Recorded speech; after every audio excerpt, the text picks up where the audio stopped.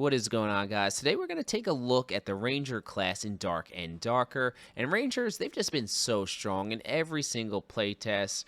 The Ranger provides great ranged burst DPS, high mobility, and they just bring a ton of utility to a group. And not to mention, in a pinch with high movement speed, they can hold their own in melee combat. So let's dive a bit deeper into the class. We're going to look at weapons, equipment, optimal perks, and skills, and I'll try and throw out some tips or guidance also. If you find this video helpful in your dungeon crawling experience, be sure to subscribe.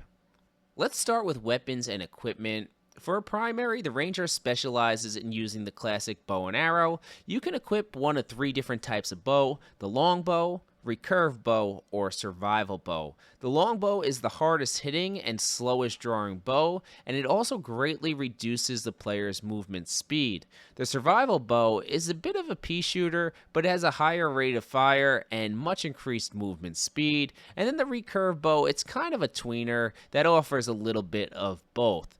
While there can be a playstyle developed around using the survival bow and AD spamming and just kiting enemies, I think most players will be much happier using either the recurve bow or the longbow. Both of these are viable in PvP and PvE. Now, a ranger can also use a perk to make crossbows viable, which they absolutely slap people, but I think the slow reload and smaller quiver make it very punishing if you miss a shot, and I'd only run one if I looted a very high tier crossbow. For secondaries, the Ranger can run either the Rapier or the Arming Sword. Both are quality weapons that can save you in a pinch. I will say, gun to my head, I would choose the Rapier because of the greater speed and more direct animations. Usually, if a player makes it to melee range, you soften him up at range, and you just need a quick tap or two to finish them. Now, interestingly enough, the Ranger can be pretty solid in melee combat because of their high movement speed. This can allow you to play the kiting or footwork game, and sometimes use movement to outplay fighters or Zerkers. Now, the Ranger can also use a perk to run a Spear, which is actually pretty damn good. The Spear is one of the strongest melee weapons in Dark and Darker, and long reach combined with high movement speed can be a devastating combination. I'll talk about traps, but a Spear can be a nice weapon to use against a trapped enemy who cannot close any distance on you. It's just free hits.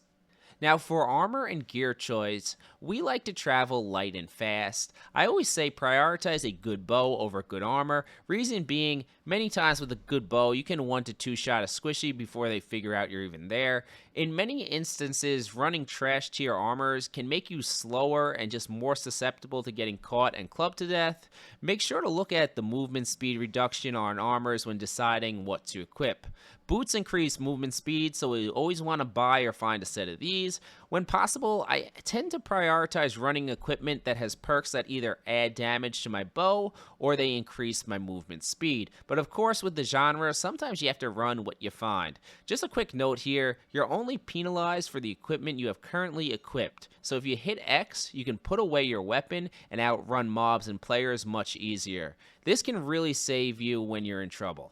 The Ranger spawns in with 2 utility items that are just amazing: the Campfire and the Hunting Trap. The Campfire it's so good because you place one down and it heals your entire team, and even can refresh abilities depending on the Campfire quality. This is great when delving deeper into the dungeon or after an extended PvP fight.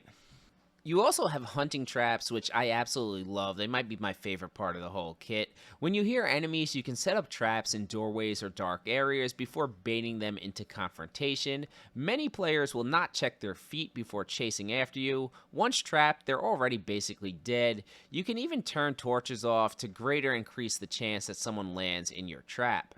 Now, before we get into perks and skills, be sure to go to the Merchant tab, head over to the Alchemist, and take 2 to 3 protection potions in each raid with you. They only cost 4 gold, and they save lives. Spend a few coins to survive a raid, and make hundreds. It sounds like a good trade-off to me.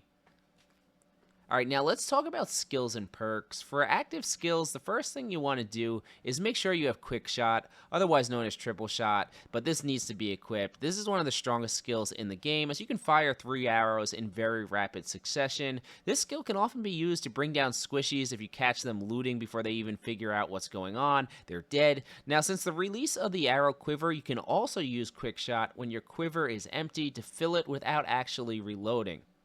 Now, I run Field Ration as my other active. I really like having the added sustain. It can also save you some money on healing pots, and it heals you for more than the pot. It's really nice for a quick kind of disengage and heal, then go right back into the action while your health bar ticks up. Now, you could swap this out for either multi-shot, which fires a cone of arrows at your enemies, which is good for close range or corridor fighting, or quick fire, which increases your action speed by 50% for 5 seconds. The last active true shot, it just kind of pales in comparison to the others to me. Now, for my passive skills, I always run Sharpshooter, which provides a nasty 15% bonus to headshots, and Nimble Hands, which makes you knock arrows 15% faster. I consider these essential. Now, from here, you have to decide if you're going to all in your weapon or you want more information. I like to run enhanced hearing and tracking. This gives me more information on enemies to set up ambushes or traps, and since I generally play solo, I just highly value these skills. Even in parties, having tracking to find runners trying to juke away, it's just so nice. Now, if you play with a really good squad, you can consider changing these two perks out. I'd recommend the mobility of Kinesthesia, I hope I said that right, which makes you move faster with an arrow knocked, and Spear Proficiency, which makes you an absolute melee savage. You could even sell me on adding Ranged Weapons Mastery for 5% more attack power if you want it all in your range damage. Alright guys, I hope this video helps you survive and prosper in the unforgiving dungeons of Dark and Darker. Let me know down below what class I should play next. Champ out.